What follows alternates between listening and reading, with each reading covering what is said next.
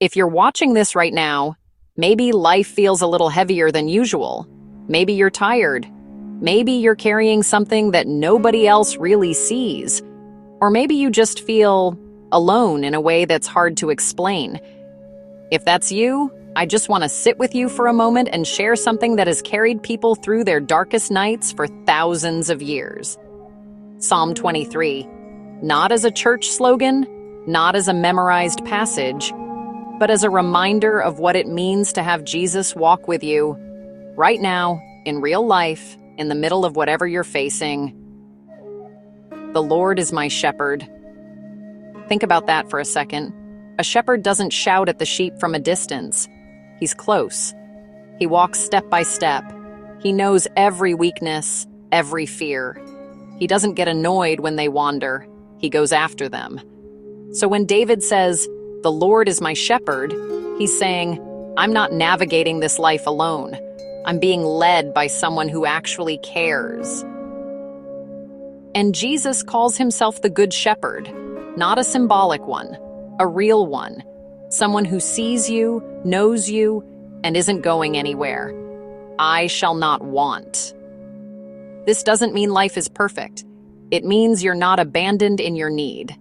There's a steady, quiet provision that follows Jesus wherever he leads you. Maybe not everything you wish you had, but everything he knows you need to make it through today.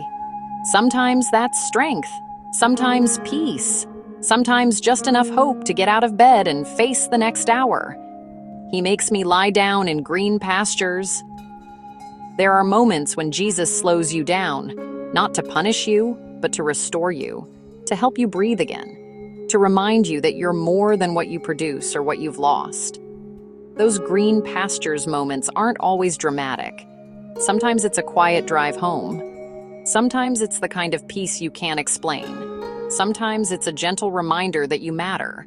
And then, he leads me beside still waters. If your mind has been racing, if your thoughts have been loud, if anxiety has been stealing your sleep, Jesus isn't pushing you, he's leading you toward calm, toward steadiness, toward the place where your soul can breathe again. This is who he is. Not forceful, not harsh, but kind. He restores my soul. Maybe something in you feels worn out or broken or disappointed. Jesus doesn't shame you for that. He restores. He heals the parts of your heart you don't talk about. He rebuilds the areas life has torn apart. He knows how to bring you back to life, even if you feel like a shell of who you used to be. He leads me in paths of righteousness. This is his way of saying, you don't have to guess at your purpose. I'll guide you. Even when you feel directionless, Jesus isn't. He knows the turns you don't see. He knows the opportunities ahead, and he knows how to lead you back when you get lost along the way.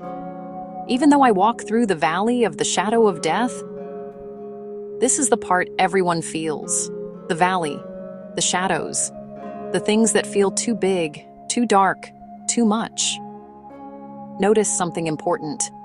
David says walk through, not get stuck in, not set up camp there. Walk through. The valley isn't your destination. It's just the place you're passing through, with Jesus at your side. And then he says, I will fear no evil, for you are with me. Not because the danger isn't real, but because Jesus is more real still.